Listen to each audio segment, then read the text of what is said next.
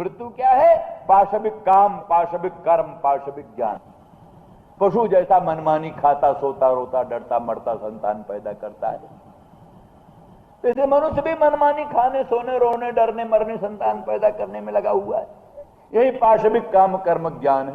पाशविक कामना है, पाशविक कर्म है, पाशविक ज्ञान है। पशु को क्या ज्ञान है? वो खा रहा है अपना भूसा अपनी नान में, दूसरा पशु आया खाने तो उसको सीन से मार, हमारा भूसा हम खाएंगे, तुम काय को आए। यही तो पशु का ज्ञान है। और क्या है? पशु का यही ज्ञान, पशु का यही कर्म, यही ज्ञान है। तो ये पाशविक कर्म, काम, कर्म, ज्ञान, यही तो सब चल रहा है। तो अच्छे अच्छे काम में लड़ाई, अच्छे अच्छे काम में लड़ाई। उत्तराखंड के बड़े बड़े महात्माओं में इसी का झगड़ा कि कौन ज्यादा विरक्त है, कौन एक लंगोटी में रहता है और कौन लंगोटी भी नहीं रखता, इसी पर लड़ाई। और बड़ा खींचातानी और बड़ा संघर्ष, बड़ा जिम्मेदारी ही उठा रहा। तो कहने का मतलब यह है कि सब बड़ी मोटी मोटी बातों में, हमने कहा था ना कि वो कहते हैं, वो एक महात्मा थे, बड़े बूढ़े यहाँ रहते थे, उन्होंने कहा महाराज बिल्ली पेट से निकालने के लिए सन्यास लिया तो ऊंट घुस गया। बिल्ली तो निकली नहीं, ऊंट घुस गया। और बड़ा अहंकार हो गया। पहले तो ब्राह्मण है, पंडित है, इतना ही अहंकार था। अब परमहंस, परमराज का आचार्य, महान सन्यासी हैं और हम। तो इस तरह से सब उपद्रव चलते हैं। तो कहने का अभिप्राय यह है कि ये भिन्न भिन्न कामनाओं से जो कर्म होते हैं, असल में उनमें सब में कुछ लक्ष्य नहीं श्रुति का। वो तो केवल वास्तविक काम, कर्म, ज्ञान जो है, मनमानी काम, मनमानी कर्म, मनमानी ज्ञान, ये मृत्यु। तो अविद्या मृत्यु तीर्थ, अविद्या मृतमश्नुते। अविद्या के द्वारा मृत्यु को तरो और विद्या के द्वारा अमृतत्व को पाओ। अविद्या क्या है? वैदिक काम, कर्म, ज्ञान। विद्या भिन्न विद्या सदृश, अर्जुदा सार्थक ने। तो विद्या भिन्न विद्या सदृश, वैदिक काम, कर्म, ज्ञान। वैदिक काम, वैदिक कामनाओं को बनाओ, वैदिक कर्म करो, वैदिक ज्ञान हो। वैदिक काम, कर्म, ज्ञान का प्राबल्य चल जाएगा तो पाशविक काम, कर्म, ज्ञान खत्म। वैसे 8 बजे दिन तक सोते रहने की आदत, 2 बजे 1:30 बजे रात तक तो जगना, इष्ट मित्रों के साथ बैठकर गप सप लड़ाना और सिनेमा देखना और शराब पीना और उपद्रव दुनिया भर की खुरापात करना और 1:30 बजे 2 बजे तक जगना और 2 बजे के बाद सोना, और सोना 8 बजे दिन तक। और सोने के बाद जैसी आंख खुली तैसे पर जल्दी सिगरेट, जल्दी बीड़ी, जल्दी बिस्कुट, जल्दी चाय, जल्दी अखबार, जल्दी उपन्यास, यही सब सामने आया। न राम, न रहीम, न कृष्ण, न करीम, कोई चर्चा नहीं। तो ऐसी परिस्थिति में ये है पाशविक काम, कर्म, ज्ञान। पाशविक काम, पाशविक कर्म, पाशविक ज्ञान। जहां वैदिक कर्मों की आदत हुई, ब्राह्म मुहूर्त में उठो, खबरदार। अनुदिते जो हो, सूर्योदय के पहले होम कर लेना, उसके पहले स्नान कर लेना, उसके पहले संध्या बंदन कर लेना, उसके पहले सूर्यार्घ्य दे लेना, ये सब कुछ करा करके अग्निहोत्र करना। कैसे 8 बजे दिन तक सोओगे? प्रायश्चित है, कैसे करोगे? इस तरह से कंठ के न कंठ को धारा, एक कांटा से जैसे दूसरा कांटा निकलता है, विष से विषम औषधम, विष से विष का प्रशमन होता है। एक कर्म से दूसरा कर्म खत्म होता है, एक ज्ञान से दूसरा ज्ञान खत्म होता है, एक काम से दूसरा काम खत्म होता है। तो वैदिक काम, कर्म, ज्ञान का सहारा पकड़ा तो पाशविक काम, कर्म, ज्ञान खत्म। ये श्रुति को भी, श्रुति तो ये चाहती है कि वैदिक काम, कर्म, ज्ञान का सहारा पकड़कर पाशविक काम, कर्म, ज्ञान का अतिक्रमण करे, वही मृत्यु है। मृत्यु से तर जाएगा तो विद्या तत्व साक्षात्कार होगा और वो सफल हो सकेगा उस समय, उस संबंध में। लेकिन इधर कैसे बहुत कठिन है, अग्निहोत्र कर्म में क्यों कोई प्रवृत्ति? धुआं भी लगाए और दुनिया भर का उपद्रव भी हो, पैसा भी खर्च हो और ये हो और वो हो, कुछ फल नहीं। क्या मतलब साहब? पाशविक काम कर्म, क्या पाशविक काम कर्म है? क्या मिटाना? ये किसको जचता? ये किसको जचता? बालक को कहाँ जचता है? क्या रोग बला है और माता हमारी गुड़ूची पान के करा करके कौन सा रोग मिटाना चाहती है? बच्चे को क्या मालूम? बच्चा रोग पोग कुछ नहीं जानता, रोग मिटाने की इलाज है गुड़ूची उड़ूची कुछ नहीं, 1000 माता समझाए बेटा ये होगा ये होगा, कुछ नहीं। और ये मोटी बात, बेटा लड्डू दूंगी गुड़ूची पी रहे, अल्लाह माँ लड्डू दे पीता हूँ, क्या फल होगा रोग वोग निवृत्ति, बच्चा कुछ नहीं जानता, सीधी बात।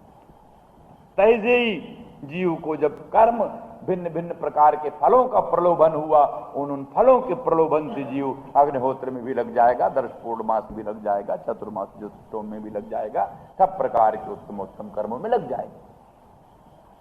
तो इसलिए फल क्या होगा, नैष्कर्म सिद्धि लभते, वेदोक्तमेव कुर्बाणः निस्संगः अर्पितमीश्वरे, निस्संग होकर वेदोक्त कर्म को भगवत चरण पंकज समर्पण बुद्धि से अनुष्ठान करता हुआ नैष्कर्म सिद्धि लभते।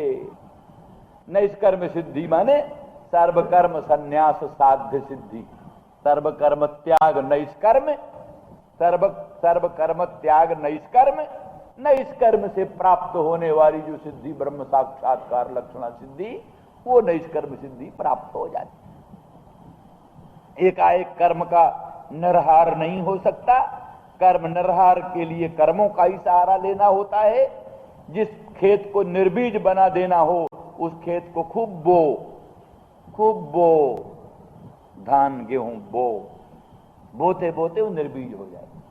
जैसे खूब कर्म करो, एकदम कर्म करते करते करते करते पाशविक काम कर्म ज्ञान निरुद्ध हुए, धीरे धीरे अंतरंग काम कर्म ज्ञान का सहारा लिया, बहिरंग काम कर्म ज्ञान खत्म हुए, सर्वांतरंग काम कर्म ज्ञान ऐसा होगा स्वपर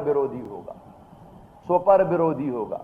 तथा पयोंतरं जरेत स्वयं विजीर्जति, विषम विषांतरं जरेत स्वयं विजीर्जति, विष दूसरे विष को प्रशमन करके स्वयं प्रशांत हो जाता है, पय दूसरे पय को जीर्ण करके स्वयं जीर्ण हो जाता है। ऐसे अंतरंग सर्वांतरंग वैदिक काम कर्म ज्ञान स्वेतर समस्त वैदिक अवैदिक काम कर्म ज्ञान का समूल उन्मूलन करता हुआ स्वयं भी उन्मूलित हो जाता है। नैष्कर्म सिद्धि बन गई। तो कहा फल कामना क्या थी, कहता रोचनार्था फल सुचु, तो रोचनार्था थी उसके तात्पर्य। ये तात्पर्य ग्रह जो है श्री करग्रहम, ये श्री करग्रह मोक्ष लक्ष्मी को संपादन करने वाला जो ग्रह ज्ञान या महावेदों का महातात्पर्य ग्रह, यही कामदम, यही जो अस्मत् प्रतिपाद्य जो विभिन्न विभिन्न काम है, उन कामों को देति खंडे, तो उन कामों को खंडन करने वाला, खत्म कर देने वाला। इस प्रकार का जो श्री करग्रह कामदम करसरः कम सुखात्मकम रसः, तो करसम राति करसरः कम सुखात्मकम ब्रह्मात्मकम रसम राति करसरः, माने सुखात्मक जो रस है, ब्रह्मात्मक सुखात्मक जो रस, और भी कई तरह के रस प्रसिद्ध हैं, उन रसों के व्यावर्तन करने के लिए विशेषण है। और भी कई तरह के रस होते हैं, पर सुखात्मक जो रस है, जिसमें और सब विडंबनाएं नहीं है, सुखात्मक जो रस है उसको देने वाला, सुखात्मक जो रस है उसको देने वाला, वही कौन, ग्रह का विशेषण।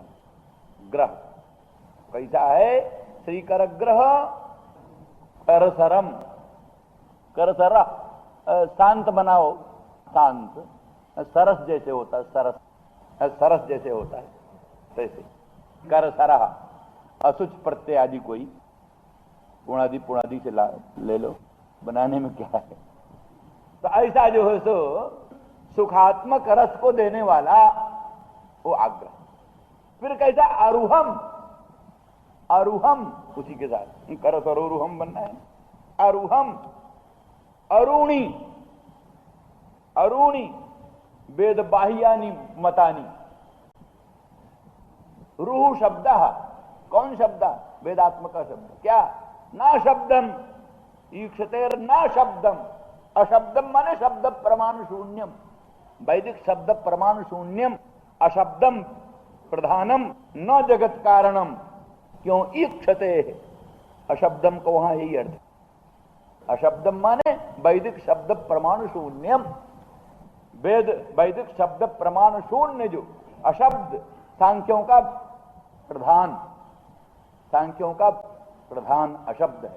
तन्न जगत कारणम कुतः ईक्षते, जगत कारणे ईक्षितृत्व श्रवणात्, जगत कारण में ईक्षितृत्व श्रवण है, इसलिए अशब्द मन शब्द प्रमाण रहित सांख्यों का प्रधान जगत कारण नहीं है।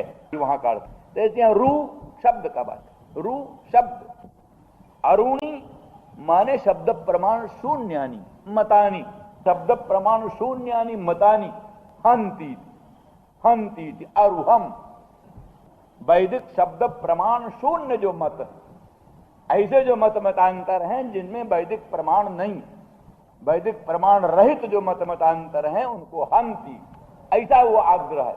श्री करग्रहम, ऐसा जो श्री करग्रह है, उस श्री करग्रह को न अस्माकम श्रुति नाम शिरसी उपनिषद भागे, श्रुतियों का जो शिर है उपनिषद भाग, उपनिषद भाग में इस प्रकार का आग्रह, मोक्ष संपादक आग्रह उपनिषद भाग में स्थापित करो। अर्थात ईश्वर की कृपा से ही तो होता है। उपनिषद भाग में ऐसा दृढ़ अभिनिवेश होए, ये ईश्वर की कृपा से ही होती है, ईश्वर की कृपा बिना नहीं होती। इसलिए विरचिता भयम वृष्णिधुर्जते चरण मीयूषाम संसृतेर्भयात् कर सरोरुहम कांत कामदम, कांत संबोधन भी बन गया, कानाम सुखानाम अंतः पर्यवसानम जस्मिन, कानाम सर्वेषाम लौकिकानाम सुखानाम अंतः पर्यवसानम समाप्तिर्जस्मिन तत्, तत्समुद्धो हे कांत, हे अनंत कोटि ब्रह्मांडाधीश्वर सर्व प्राणी पर प्रेमास्पद भगवान। तो हो गया सबका वचन का अर्थ। विरचिता भयम वृष्णिधुर्जते चरण मीयूषाम संसृतेर्भयात् कर सरोरुहम कांत कामदम सिद्धेहि नः श्री करग्रहम। सब हो गया। श्री राम जय राम जय जय राम, श्री राम जय राम जय जय राम, श्री राम जय राम जय जय राम, श्री राम जय राम जय जय राम।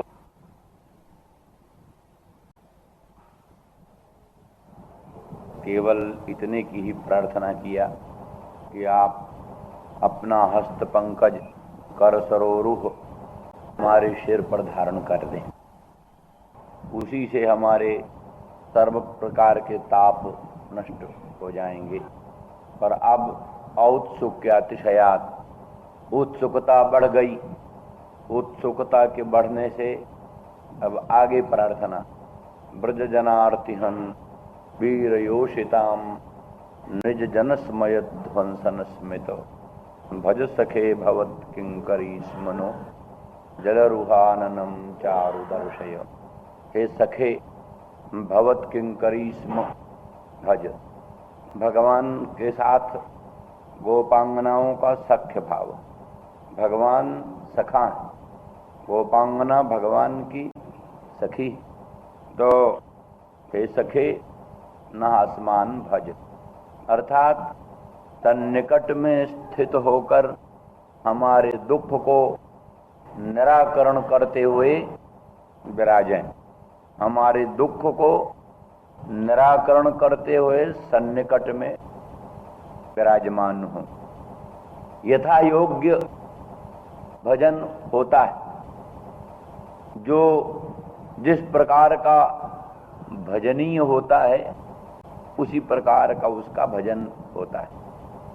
इसीलिए निर्गुण निराकार निर्विकार पर ब्रह्म का भजन दूसरे ढंग का है, सगुण निराकार पर ब्रह्म का भजन दूसरे ढंग का है, सगुण साकार सच्चिदानंद घन भगवान का भजन तीसरे ढंग का है, और भगवत कर्तृक भक्त भजन दूसरे ढंग का है। ये तो भक्त कर्तृक भगवत भजन है, जहां भक्त करता हो भगवान भजनी हो। लेकिन यहां तो भगवान करता है भजनीय भक्त है। भज सखे भवत किंकरीस मनो, हे सखे न असमान भज। तो भज सेवन कहते, भज सेवायाम, भज धातु का सेवन अर्थ, भज धातु का सेवन अर्थ। तो जैसे औषध का सेवन करो, उसका क्या अर्थ है? क्या कोई माला लेकर के औषध का नाम जपा जाता है? ये भजन नहीं। औषध का सेवन, औषध को ग्रहण करना, औषध को स्वीकार करना, यही औषध का सेवन है। तो अनंत सौंदर्य माधुर्य परिपूर्ण श्री ब्रज सीमंतनी गोपांगना राशेश्वरी नित्य निकुंजेश्वरी राधा रानी, उनका भगवत कर्तृ भजन क्या है? उनको आत्मीयत्वेन, आत्मीय रूप से उनको स्वीकार करना, वही उनका भजन। इसीलिए योग्यम भजन मत्र सूचितम, योग्य भजन। इसीलिए कई स्थलों में भोग्य की सार्थकता इसी में है कि भोक्ता के द्वारा उसका परिग्रह हो। भोक्ता से अपरिगृहित भोग्य निरर्थक होता है। भोक्ता के द्वारा अपरिगृहित भोग्य निरर्थक होता है। इसीलिए जीव अपने आप को भगवान का भोग्य मानता है। एक बहुत अच्छा श्रुत वचन है, अहमन्नम अहमन्नम अहमन्नादः अहमन्नादः, अहमन्नम अहमन्नम अहमन्नम अहमन्नादो अहमन्नादः अहमन्नादः। उपनिषद का वचन, जिसका सार ये है कि मैं अन्न हूं। अन्न हूं, किसका अन्न हूं? भगवान का अन्न हूं। अन्न माने भोग्य, अन्न कहते भोग्य को। हम भगवत भोग्य हों। जीव भगवान का शेषी, भगवान को शेषी मानकर अपने आप को भगवान का शेष मानता है। शेष क्या है? भगवान का भोग्य।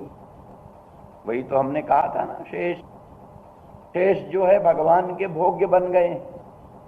छत्र चमर क्या है? भोग्य ही तो है। सम्राट राजाधिराज महाराज चक्रवर्ती नरेंद्र का छत्र चमर सिंहासन भोग्य है, राजा भोगता है। तो शेष भगवान ने अपने आप को भगवान की शैया बना दिया, पलंग बन गए भगवान की पलंग। जो अपने आप को भगवान का पलंग बना दे, भगवान की शैया बना दे, यही मानो अपने आप को भोग्य बना दिया, भगवान का भोग्य। अपने आप को ही छत्र बना दे, अपनी फणाओं का ही छत्र बना दिया ना। शेषनाग भगवान अपने आप को ही शैया बना दिया और अपने आप को ही फणा रूप से छत्र बना दिया। और जहां कहीं सिंहासन की आवश्यकता पड़ी, तहां शेषनाग भगवान ही सिंहासन रूप धारण करके प्रकट हो गए। सिंहासन लो। कहीं पहरेदार की जरूरत है तो धनुष बाण लेकर के प्रहरी बन गए। ये सब भोग्य ही, ये सब भोग्य ही। तो इस तरह से उभी श्रुति में कहा गया है, अहम अन्नम, मैं अन्न हूं। किसका? अपने प्राणनाथ प्रियतम पर प्रेमास्पद भगवान का अन्न, भगवान का भोग्य। अन्न मोदन हेतु होता है, मोदन का हेतु होता है, आनंद का हेतु होता है। हम भी भगवान के आनंद का हेतु बने, भगवान को सुख पहुंचा सकें। यही तत्सुख सुखित्व का भाव है, तत्सुख सुखित्व का भाव। भगवान का सुख ही हमारा सुख है, भगवान के सुख में ही हमको सुखी होना है। हमें स्वयं अपने सुख की कल्पना नहीं करना है, हमको क्या सुख होगा। अपने सुख की कल्पना नहीं करना है, भगवान का सुख ही हमारा सुख है, भगवान के सुख में ही हम सुखी हैं। इस तरह से अन्न बनकर, मधु बनकर भगवान के मोद का, आनंद का हेतु बनना, यही अहमन्नम अहमन्नम अहमन्नम का मतलब। आदरातिशयात, आदरातिशयात, औत्सुक्यातिशयात, बार बार जीव प्रार्थना करता है मैं अपने प्रियतम प्राणनाथ पर प्रेमास्पद परात्पर पर ब्रह्म प्रभु का अन्न बनूं, उनका भोग्य बनूं, उनके सुख का हेतु बनूं, तत्सुख सुखी बनूं। यही अभिप्राय है अहमन्नम अहमन्नम अहमन्नम। वो अद्वैत वेदांत की दृष्टि से दूसरा भी अर्थ है, वो यहां नहीं हम वर्णन कर रहे हैं। तो इसी तरह से अहमन्नादा अहमन्नादा अहमन्नादा, भगवान हमारे भोग्य हों, भगवान हमारे भोग्य हों, हम भगवान के मंगलमय मुखचंद्र का दर्शन करके सुखी हो जाएं, भगवान के पादार बिंद की नकमण चंद्रिका को निहार कर सुखी हो जाएं, भगवान के दामिनी दुत विनिंदक पीतांबर को निहार कर सुखी हो जाएं, भगवान के श्रीअंग के सौंदर्य माधुर्य सौरस सौगंध सुधा जलनिधि का रसास्वादन करके आनंदित हो। यही अहमन्नादा, हम अन्नाद बने। अर्थात स्वाभाविक बात है, हर एक भक्त, हर एक ज्ञानी ब्रह्मानंद रस का समास्वादन करता है। ब्रह्मानंद, ब्रह्मानंद का रसास्वादन। दुनिया के लोग तो साधारण क्षुद्र रस का आस्वादन करते हैं और कटु अम्ल तिक्त कषाय आदि विविध प्रकार के सट रसों का आस्वादन करके सुखी होते हैं।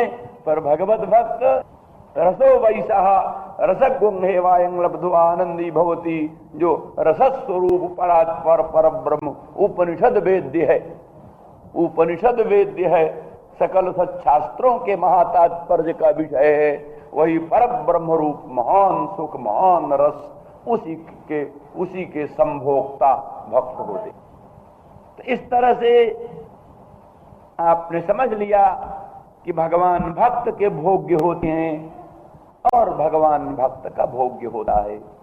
इस दृष्टि से भज सखे भवत किंकरी स्मनो, हे सके न आसमान भज।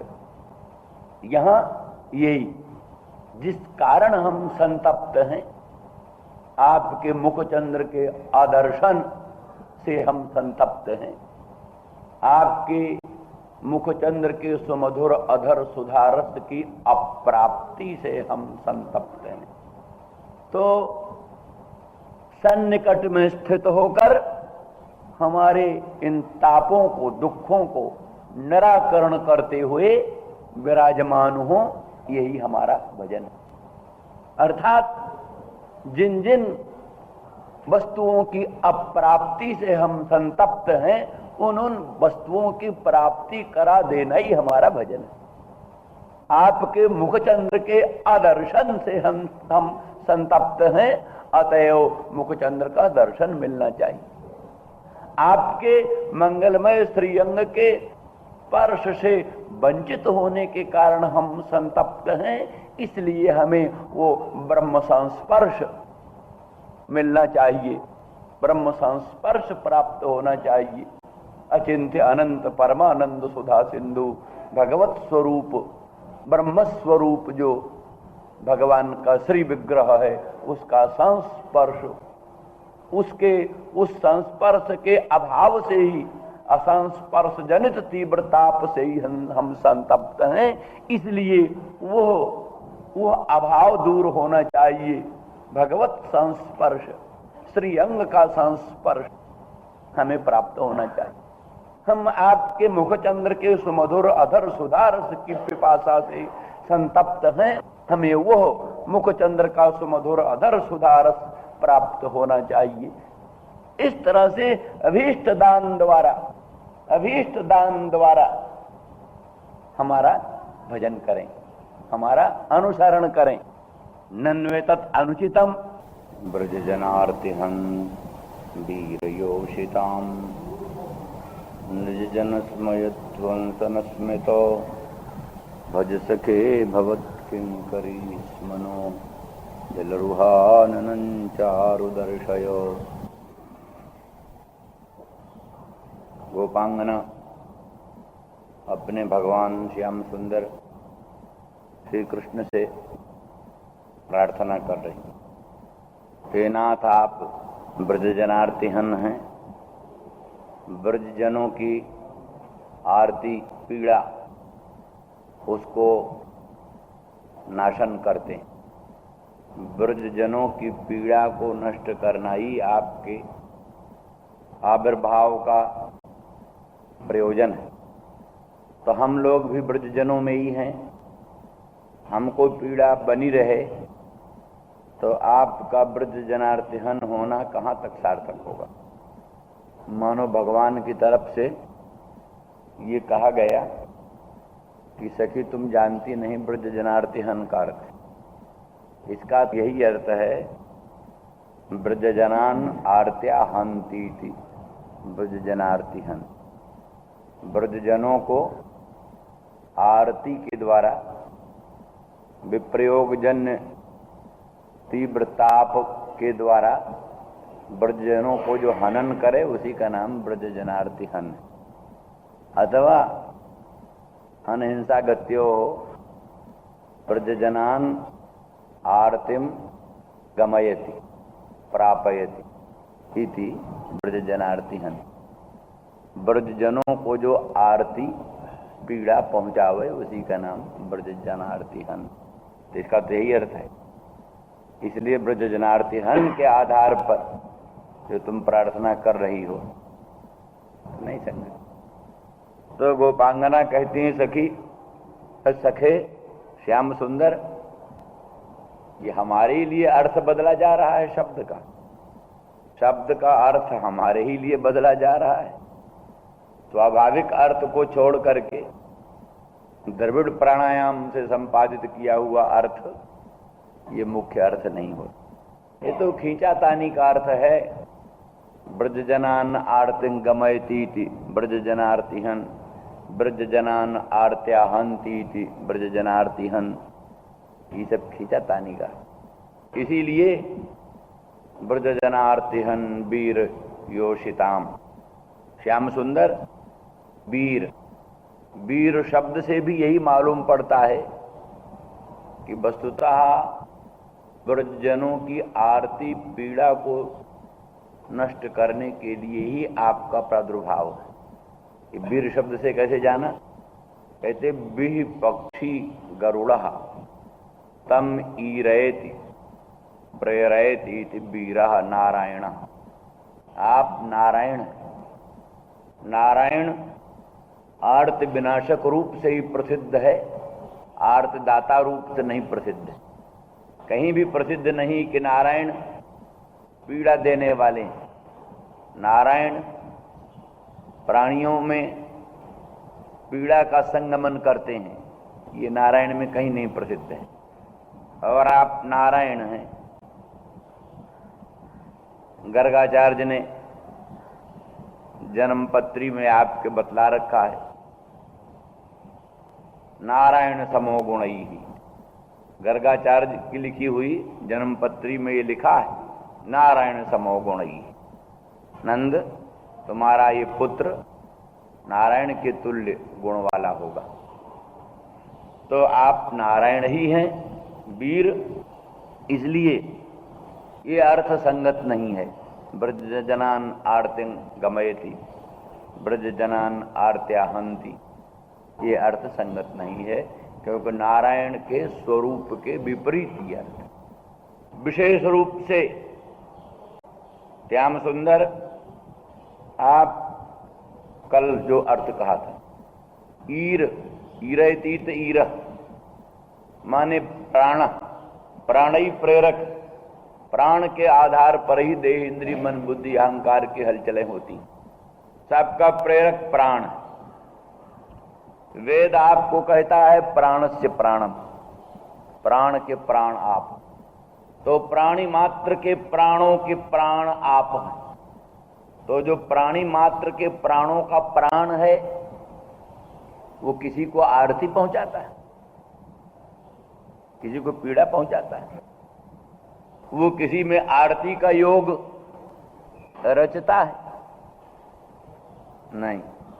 वो तो कहीं कर्म फल देता भी है तो भी कर्म परतंत्र होकर, जैसे लाचार होकर दयालु सम्राट को भी अपराधी को दंड देना पड़ता है, वो भी दयालुता ही है उसकी, वो भी दयालुता ही है, क्योंकि दंड के द्वारा अपराध की निवृत्ति हो जाती है। दंड के द्वारा अपराध की निवृत्ति हो जाने पर प्राणी शुद्ध होकर भगवत धाम को पहुंच जाता है। ये सब शंख लिखित आदिकों के उदाहरण में स्पष्ट है। इंद्रद्युम्न राजा ने लिखित महर्षि का हाथ कटा लिया, उनका प्रायश्चित्त हो गया। प्रायश्चित्त हो जाने मात्र से बाहुदा नदी में उन्होंने स्नान किया। स्नानांग तर्पण करने को जैसे हाथ बढ़ाया, नए हाथ पुनः प्रफुल्लित हो।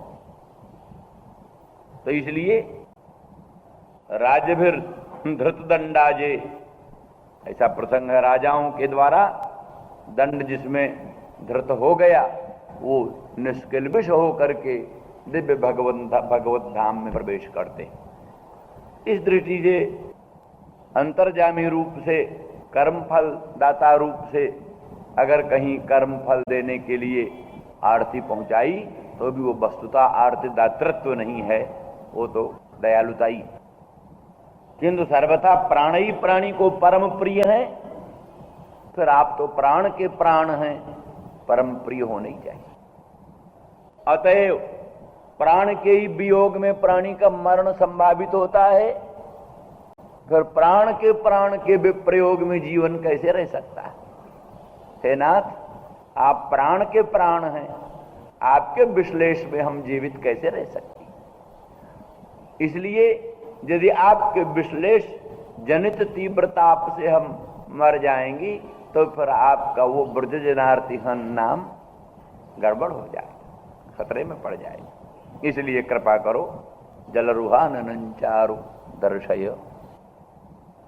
तो ईर प्राण माने प्राण के प्राण, क्योंकि प्राकृत प्राण तो है नहीं भगवान, इसलिए प्राण का अर्थ प्राणस्य प्राण, क्योंकि संबोधन भी संभावना अनुसार ही तो होगा। प्राणियों के प्राण हैं भगवान, ये कहना तो गलत होगा, क्योंकि भगवान प्राण तो नहीं है। प्राण तो जड़ है, अनात्मा है, और भगवान तो आत्मा है। इसलिए योषिताम वीर योषिताम प्राण का काम नहीं चलता। इसलिए प्राण का अर्थ हो प्राणस्य प्राण, प्राण के प्राण, सब प्राणियों के प्राणों के प्राण। कल जैसी व्याख्या थी, न प्राणेन नापानेन मर्त्यो जीवति कश्चन इतरेण तो जीवंती जिसमें नेता उपाश्रितौ। प्राणी केवल प्राण से नहीं जीवित रहता, प्राणी केवल अपान से नहीं जीवित रहता, किंतु प्राण और अपान दोनों जिस अखंड बोध महासमुद्र की लहरें तरंग हैं, वो अचिंत्य अनंत परमानंद सुधा सिंधु शुद्ध बोध, वही है प्राणों का प्राण, वही है प्राणों का प्राण। इसलिए सब प्राणियों के ईर प्राण है। विशेषतो योषिताम वीर, योषिताम विशेषेण ईरहा। हम योषिताम माने सामान्य योषित नहीं, ब्रजांगना जन, ब्रज की जो जोषित है, ब्रज की जो जोषित है ब्रजांगना जन, उनके तो विशेष रूप से प्राण है। अर्थात जिन्होंने अपने अंतःकरण और अंतरात्मा और प्राण और सर्वस्व आपके चरणों में अर्पित कर दिया है, उन गोपांगना जनों के विशेष रूप से प्राण वीर। ब्रज जनार्तिहन वीर योषिताम। क्या भजु भई भज सखे, हे सखे भज नासमान भज। हम आपकी किंकरी हैं, दासी हैं, किंकरी हैं। भगवान कहते हैं सखी, पहले तो परकीय में इतना उत्कट प्रेम नहीं होना चाहिए। हम तुम्हारे स्वकीय कांत तो नहीं है, तुम्हारे स्वकीय कांत तो नहीं है, परकीय हैं। तो परकीय में इतना उत्कट प्रेम कैसे हुआ? और यदि इतना उत्कट प्रेम हुआ तो फिर गर्भ कैसा? गर्भ कैसा? फिर अहंकार किया ना। कृष्ण के संग रास विलास करती हुई गोपांगना इठलाने लगी और कहने लगी, श्याम सुंदर हमारे पांव को जरा घुंघरू तो बांध दो, जरा हमारा नूपुर तो ठीक कर दो। अर्थात ये भूल गई कि ये अनंत ब्रह्मांड नायक सर्वेश्वर सर्वशक्तिमान प्रभु हैं, हम जीव हैं, इनकी सेवा करें, इनकी आज्ञा पालन करें, इनका अनुसरण करें, इनका पाद स्पर्श करें, इनका पाद संवाहन करें। ये सब भूल गई। हाँ श्याम सुंदर, हमारे पांव के घुंघरू गड़बड़ हो गए हैं, उनको ठीक बांध दो, नूपुर हमारे ठीक कर दो। श्याम सुंदर हमारे पांव में दर्द हो गया है, जरा दबा दो। ये सब कहने लग गई। तो कहां परकीय में इतनी उत्कट प्रीति, और फिर इतनी उत्कट प्रीति ही पहले अनुचित है। परकीय में इतनी उत्कट प्रीति अनुचित है। यदि ऐसी उत्कट प्रीति हुई तो फिर गर्भ अनुचित है, और गर्भ किया तो फिर ये इतना दैन्य क्यों? किंकरी बन रही हो, गर्भ किया तो फिर दैन्य क्यों? भज सके भवत किंकरी स्मनो, किंकरी कह रही हो, ये तो दैन्य है। किसी एक बात पर स्थिर रहो, ये भाव बदलती हो बार बार, ठीक नहीं।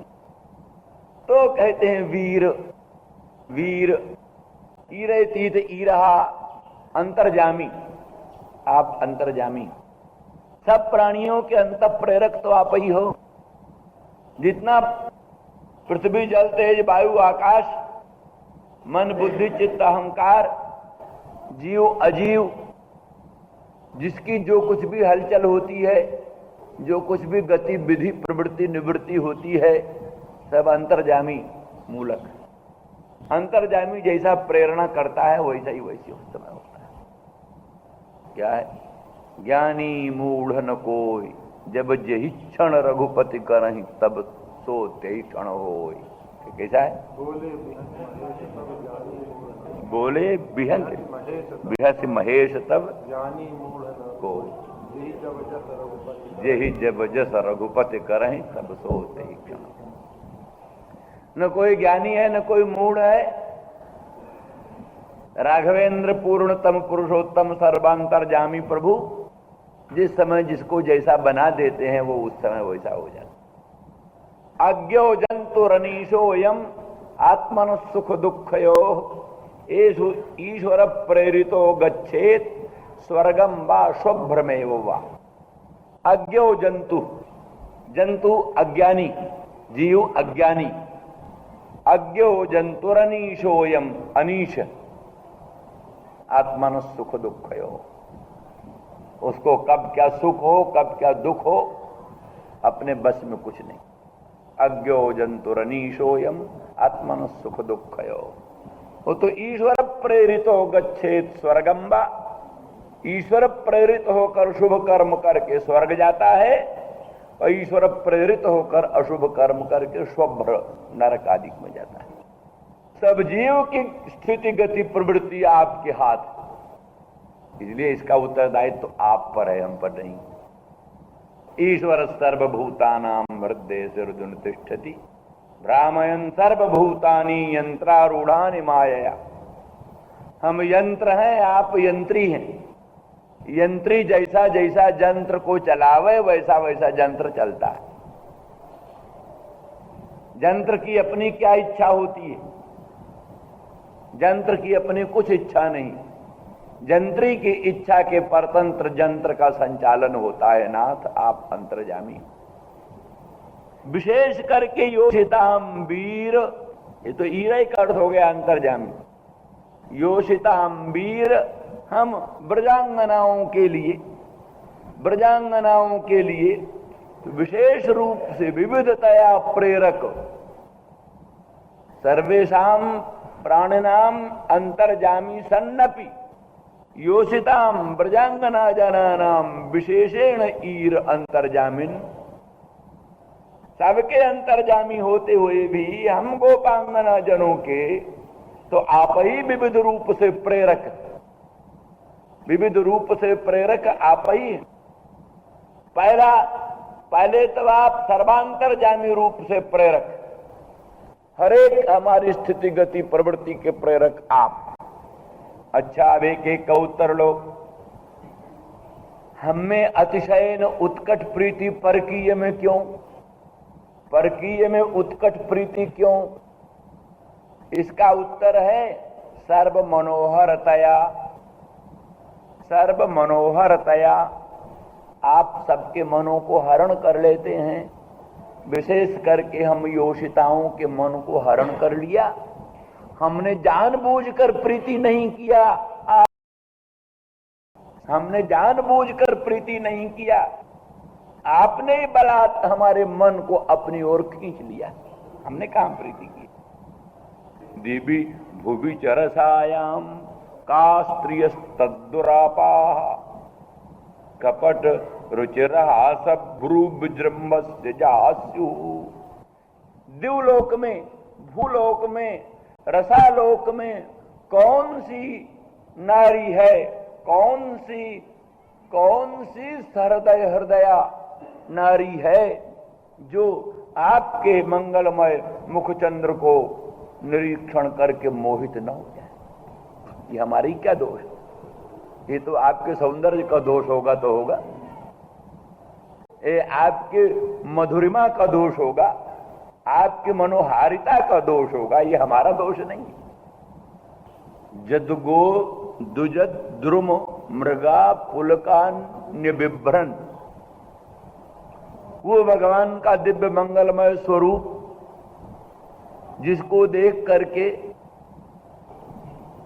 जड़ वृक्ष जो है, वृक्षों में रोमांच होता है। वो श्रीअंग की लोकोत्तर मधुरिमा, लोकोत्तर सुंदरता, अद्भुत चमत्कार पूर्ण दिव्य लावण्य, जिसके सन्निधान से द्रुमों को, वृक्षों को, लताओं को रोमांच हो जाता है। मृग खग आदि भी जिस पर मोहित हो जाते हैं। रासेश्वरी नित्य कुंजेश्वरी वृषभानुनंदिनी राधा रानी का शुक, क्रीड़ा शुक, वो एक श्लोक सुन करके राधा रानी के मुख पद्म से विनिस्तृत श्लोक को सुना और सुन करके कंठ करके श्लोक, और जाकर नंद के अलिंद पर विराजमान होकर श्लोक बोलने लगा।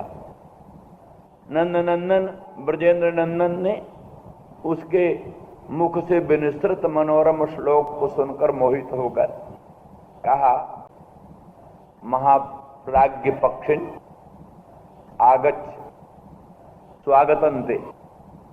तो वो श्री वृषभानुनंदिनी राधा रानी का वो जो क्रीड़ा शुक था, उड़ करके कृष्ण भगवान के हस्तार बिंद पर पहुंच गए। तो कृष्ण ने उससे वही श्लोक पूछा, वत्स श्लोकम पठ। तब उसने श्लोक पढ़ा, दुरापजन वर्तिनी रतिर पत्र पा भूयसी गुरुक्त विषवर्षण इर्मतिरति वदौस्थ्यंगता। श्लोक की व्याख्या नहीं करेंगे, पहले हो चुकी है।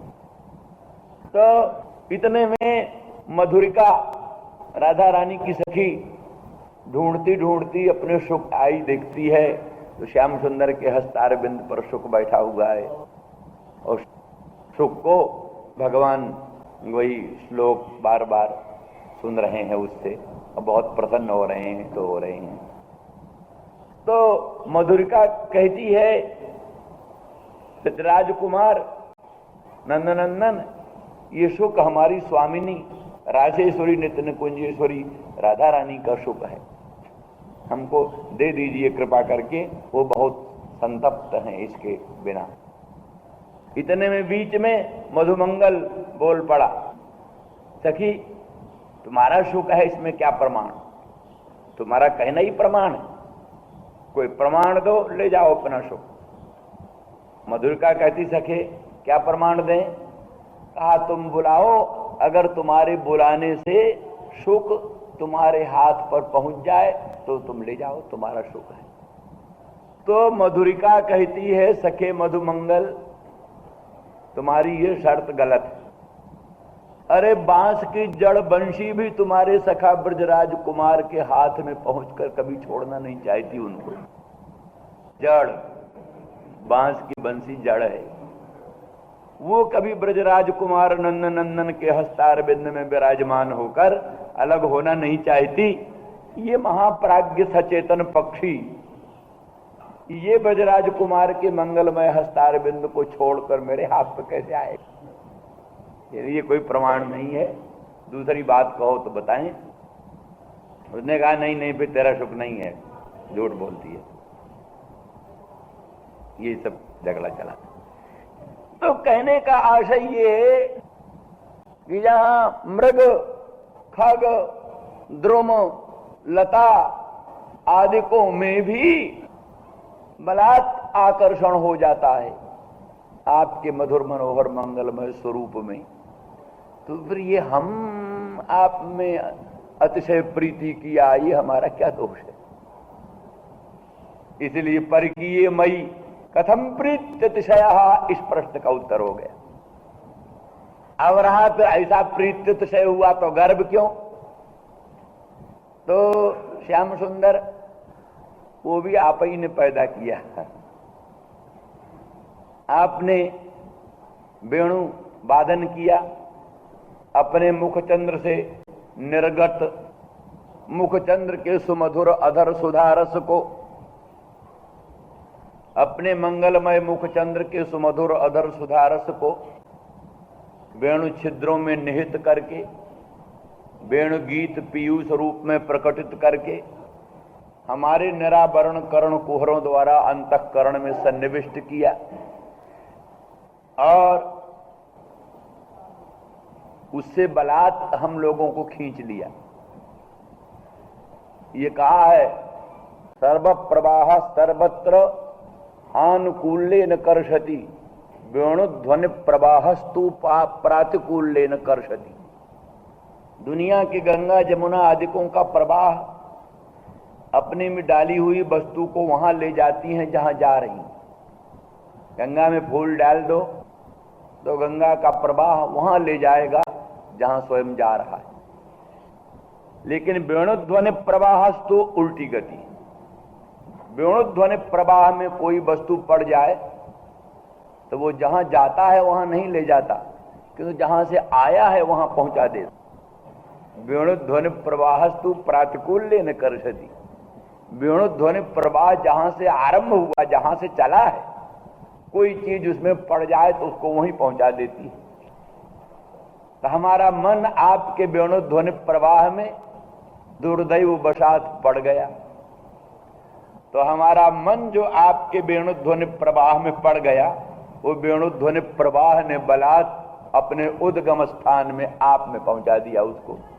हम तो अपने उस मन को ढूंढने आई हैं और किसी काम के लिए नहीं आई थी आपके यहाँ। उसी मन को ढूंढती ढूंढती आपके पास आई थी, तो फिर आपने कई तरह की बातें की। मधुर मनोहर मुस्कुरान के द्वारा, दिव्य कटाक्ष के द्वारा, त्रिभंग ललित मंगलमयी मूर्त के द्वारा, सुस्मित के द्वारा, वक्रोक्तियों के द्वारा, अनेक हेतुओं से आपने हमारे मन को वश में कर लिया, हमको वश में कर लिया। और फिर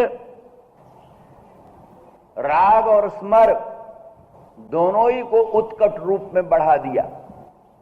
राग और स्मर दोनों आपकी वक्रोक्तियों के द्वारा, सुस्मित स्निग्ध कटाक्ष के द्वारा, मधुर मनोहर मंगलमय मुखचंद्र के दर्शन के द्वारा राग और स्मर दोनों की वृद्धि हुई, निर्मर्याद वृद्धि हुई। उसके बाद में अत्यादर अत्यादर और विहार, अत्यादर और विहार के द्वारा आपने अत्यंत आदर किया और स्पर्श किया, विहार किया, उससे वो गर्भ हो जाना स्वाभाविक बात थी। किसको न गर्भ हो जाता। अरे एक आदमी को छोटी सी उन्नति होती है, गर्भ के पहाड़ पर उसका अंतःकरण चढ़ जाता है। अनंत कोटि ब्रह्मांड नायक परमात्मा जिसको मिल गया, अनंत ब्रह्मांड नायक परमात्मा के मंगलमय मुखचंद्र की सुमधुर अधर सुधारस जिसको मिल गई, कृष्ण के मुखचंद्र का सौंदर्यामृत रसास्वादन जिसको मिल गया, कृष्ण के पादार बिंद की नखमण चंद्रिका की दिव्य स्निग्ध रश्मि जिसको अनुभव करने को प्राप्त हो गई, फिर उसको गर्भ हो जाना ही कौन सी बात है। गर्भ तो होना ही स्वाभाविक बात है। सामान्य सौभाग्य में लोगों को गर्भ होता है, इससे अधिक सौभाग्य की पराकाष्ठा, सौभाग्य की पराकाष्ठा है। तो आपने ही अनुग्रह करके जो सौभाग्य की पराकाष्ठा हमारी पहुंचाई, तो आप इन्हें गर्भ भी पैदा किया। इसलिए सर्व मनोहरतया आप में परकीय में भी प्रीत अतिशय हुई और फिर वेणुनाद के द्वारा हमारे हृदय को आकृष्ट करके वक्रोक्ति और सुस्मित कटाक्ष के द्वारा अपने लोकोत्तर लावण्य अमृत रसास्वादन के द्वारा राग और स्मर्ग की निर्मर्याद वृद्धि आप ही ने की। फिर उसके बाद अत्यादर और अति विहार के द्वारा आपने हमारे मन में स्नेह गर्भ भी आप ही ने उत्पन्न कर दिया और फिर आप ही अंतर्धान हो गए। इसलिए फिर दैन्य हो जाना भी स्वाभाविक बात। दैन्य क्यों हुआ? जब आप अंतर्धान हो गए तो दैन्य हो गया। इसलिए दैन्य की भी हेतु आप ही। इसलिए हे वीर योषितांबीर, योषिताओं के लिए विशेष रूप से ईर प्रेरक अंतर्जामी, इसलिए ये कुछ किया है नाथ।